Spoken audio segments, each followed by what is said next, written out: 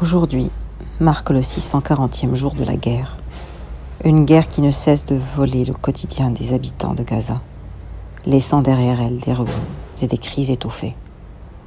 Les tragédies se répètent jour après jour, et même les besoins les plus élémentaires sont devenus un défi insurmontable. Parmi ces défis, l'accès à l'eau, qu'elle soit potable ou simplement utilisable, est devenu l'un des plus cruciaux. Avec la destruction de centaines de puits et l'absence de carburant pour pomper ou transporter l'eau, se procurer quelques litres est désormais devenu une bataille. Dans les camps de déplacés du sud de la bande de Gaza, notamment dans la zone côtière d'El Mawasi à Khan Younes, une scène est devenue tristement familière. Des rangées interminables de bidons en plastique posés sur le sol, alignés en silence, attendent leur tour.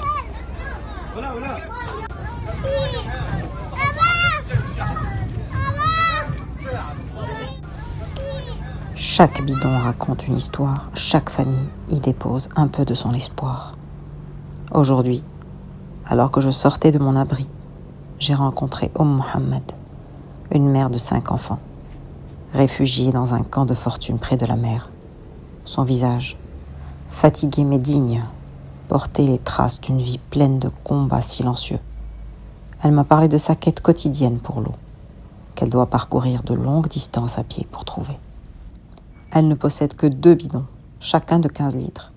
Elle les remplit quand elle le peut et les rationne pour qu'ils durent plusieurs jours.